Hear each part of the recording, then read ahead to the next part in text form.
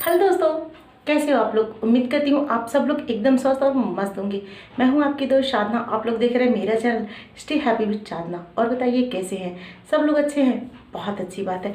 वैसे मेरे चेहरे से लग रहा होगा आज तो कि मैं भी अच्छी हूँ। तो जी हाँ, सच में मैं भी बहुत अच्छी हूँ। मतलब मुझे खुद फील हो रहा है कि हाँ मैं अच्छी हूँ, ऐसा मुझे फील हो रहा है।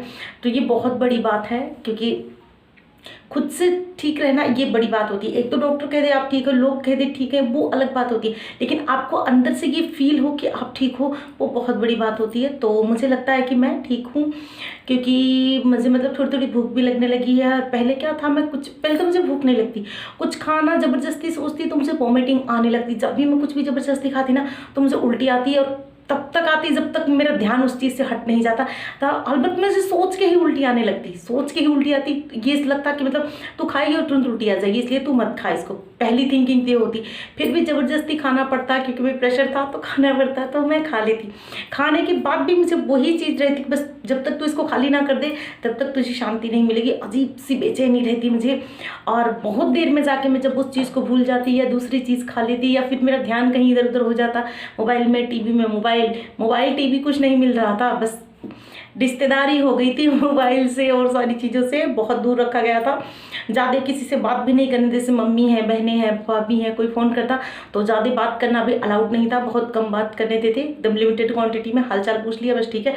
अलबत्त वो खुद ही उलट लेते फ़ोन से, हाँ ठीक है चलो अच्छा बाद में बात करेंगे करके रख देते। लेकिन अगर मुझसे भी बात करवाते तो बस लिमिटेड करते, और मुझे हर दिन में 10 बार टोका करते कि आप ज़्यादा बात मत करा करो फ़ोन पे। खुद 10 बार फ़ोन करते, लेकिन नसीहत वही होती कि मतलब बात कम करना, फ़ोन ज़्यादा मत लेना, फ़ोन लेके मत बैठना। हाँ ठीक है जी, नहीं लेके बैठेंगे। लेकिन ऐसा कैसे हो सकता है कि बिना फ़ोन टाइम पास हो जाए। वैसे काफ़ी दिन तक मैं फ़ोन से दूर थी, क्योंकि हाथ में भिगो लगा हुआ था और दोनों हाथों में थी, इसमें भी था उसमें भी था, तो फ़ोन लेना प्रॉब्लम हो रहा था मेरे लिए थोड़ा सा। तो फ़ोन नहीं मैं चला रही थी, बहुत कम ही चला रही थी। लेकिन अभी तो ठीक है। लेकिन फिर भी सबके लिए ये ज़रूरी है, मेरे लिए नहीं, सबके लिए फ़ोन से जितनी दूरी बना के रखें उतना अच्छा रहता है। क्योंकि फ़ोन से जो रेडियंस निकलता है वो हमारे हेल्थ के लिए बहुत नुकसानदायक होता है। सबके लिए, मेरे लिए, आपके लिए, बच्चों के लिए, बूढ़ों के लिए, जो भी है, मतलब सबके लिए बहुत ज़्यादा नुकसानदायक होता है। तो फ़ोन के रेडियंस से जितना हो सके उतना दूर रहना चाहिए। लेकिन आजकल हम सबको आदत पड़ चुकी है, उठते साथ सबसे पहले, मैं खुद उठ के सबसे पहले फ़ोन उठाती हूँ। सबसे पहला काम मेरा होता है फ़ोन उठाने का।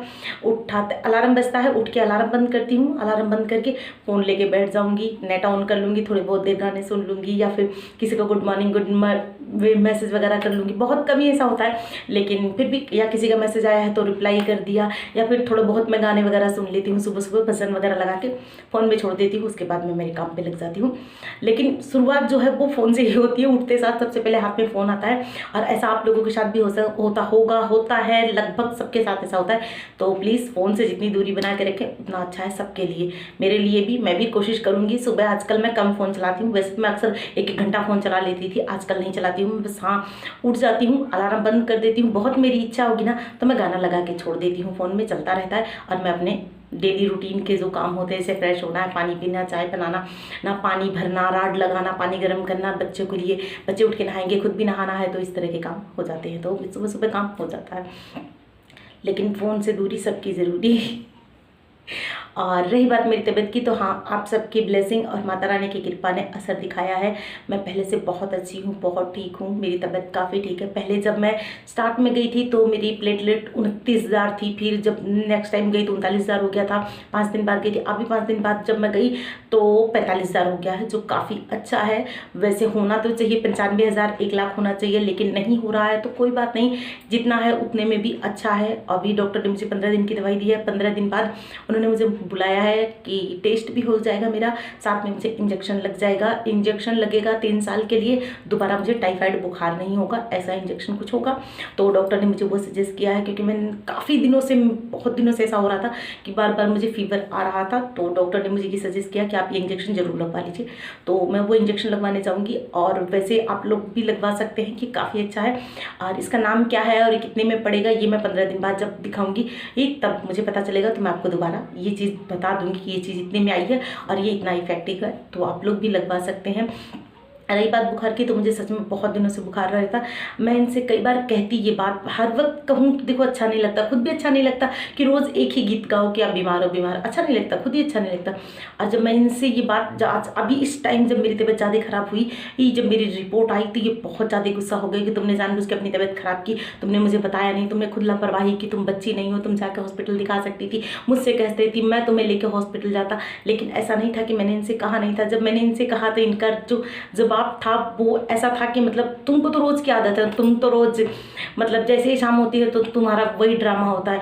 आज मैं थकी हुई हूँ, आज मेरी बॉडी पेन कर रही है, आज मुझे फीवर है, तो आज ये है तो वो है, वो तुम्हारा रोज़ का ड्रामा रहता है।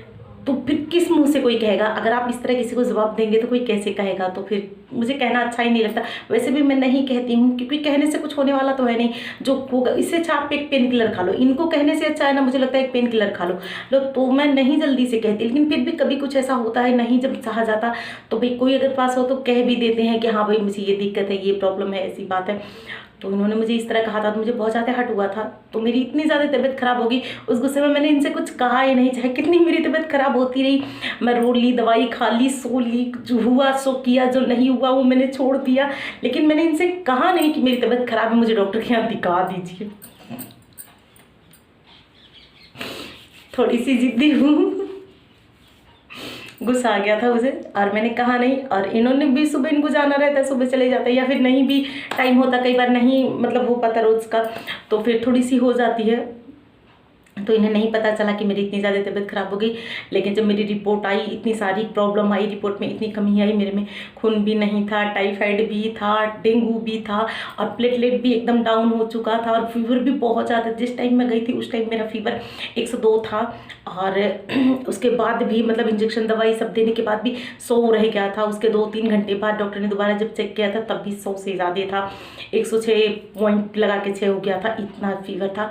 तो मतलब इतना फीवर अच्छा नहीं था। ऐसे में लोगों को मतलब प्रॉब्लम हो जाती है, जैसे कि ब्रेन हैमरेज हो जाता है या फिर किसी की नस ब्लॉक हो जाती है, और भी बहुत सारी प्रॉब्लम हो सकती थी। लेकिन हम लकी थे कि हम ठीक हैं और माता रानी की कृपा है और आप लोगों का आशीर्वाद, प्यार, साथ सपोर्ट है कि मैं एकदम ठीक हूँ।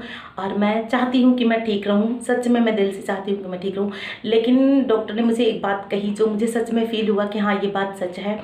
डॉक्टर ने कहा कि आप मतलब बीमार तो हैं पर आप मेंटली ज़्यादा बीमार हैं। और डॉक्टर ने एक चीज़ थी, मैंने डॉक्टर से एक बात पूछी थी, मुझे बहुत ज़्यादा अजीब लगा। मेरी दवाइयों में एक गोली थी, वो डिप्रेशन की गोली थी। तो मतलब जब मैं घर दवाई लेके आई थी तो दीपक ने मेरी सारी दवाइयाँ चेक की थी नेट पे, ये किस काम में, कौन सी दवाई किस काम में आती है। तो उसने जब चेक किया उसमें एक गोली डिप्रेशन की थी। जब ये पता चला कि ये गोली डिप्रेशन की है तो मैं बहुत ज़्यादा शौक में आ गई थी, क्या मुझे डिप्रेशन है, क्या मैं डिप्रेशन में जा रही हूँ। सच में मैं बहुत ज़्यादा शौक थी, ऐसा कैसे हो सकता है।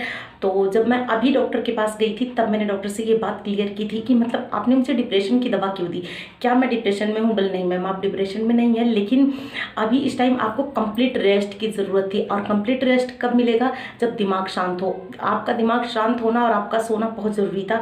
और ये बात सच थी कि मुझे बहुत दिनों से नींद नहीं आती है। तो ये चीज़ डॉक्टर ने नोटिस की थी कि मुझे नींद नहीं आ रही थी, घबराहट से, और एक तो ईचिंग होने लगी थी, पता नहीं क्यों मेरे इतने इतने हाथ में और इतने इतने ही पैर में बहुत ज़्यादा ईचिंग हो रही थी। इतने सारी रात इस तरह करती रहती तो और भी नींद, थोड़ी सी नींद आती, वो ईचिंग होने लगती तो उठ के बैठ जाती तो फिर नींद नहीं आती। इस तरह करके मुझे 2 दिन हो गया था, 2 रात मैं नहीं सोई थी। तो ये चीज़ देख के डॉक्टर ने मुझे वो दवा दी थी ताकि मेरा दिमाग शांत हो और मैं शांति से सो सकूँ, तब जाके मुझे थोड़ी सी शांति मिली। और वो 3 ही गोली थी, ज़्यादा नहीं थी, तो मुझे वो भी एक सुकून था कि 3 गोली है, ये बहुत सारी, जैसे और सारी दवाइयाँ हैं बहुत दिनों से चल रही है। एक दिन में एक टाइम में मैं 7 गोलियाँ खाती हूँ, 7 गोलियाँ खाती हूँ, तो उसमें वो भी दवा थी। पर अभी दवाइयाँ कम हो गई है, अभी मेरी 4 दवाइयाँ आई हैं, 3 दवाई डॉक्टर ने कम कर दी है और ये दवाई 15 दिन चलेगी। 15 दिन बाद अगर मेरी रिपोर्ट सारी अच्छी आएगी तो एकदम से टोटल दवाई बंद हो जाएगी। पर हाँ मुझे इंजेक्शन लगेगा जिससे 3 साल के लिए मुझे दोबारा फीवर नहीं आएगा, यानी टाइफाइड बुखार तो नहीं आएगा। तो उम्मीद करती हूँ आप सबको ये वीडियो बहुत ज़्यादा पसंद आई होगी, बहुत ज़्यादा नहीं थोड़ी बहुत अगर भी पसंद आई हो तो प्लीज़ आप सब लोग चैनल को लाइक शेयर सब्सक्राइब करके जाइएगा। वीडियो में कोई कमी हो तो आप मुझे कमेंट करके बताइए ताकि मैं और अच्छी की वीडियो बना सकूं। और आप लोग मेरे चैनल को यहाँ तो लाइक फॉलो कर ही सकते हैं, इंस्टाग्राम पर भी आप लोग मेरे चैनल को लाइक फॉलो और सब्सक्राइब कर सकते हैं, कमेंट कर सकते हैं। बहुत छोटी छोटी प्यारी प्यारी वीडियो है, आप वहाँ जाके एंजॉय कर सकते हैं। तो चलिए फिर मिलती हूँ एक और अच्छी सी नई वीडियो में। तब तक के लिए आप सब लोग खुश रहिए, स्वस्थ रहिए, मस्त रहिए और मेरी वीडियो देखते रहिए और वीडियो पे कमेंट करके ज़रूर जाइएगा। बाय।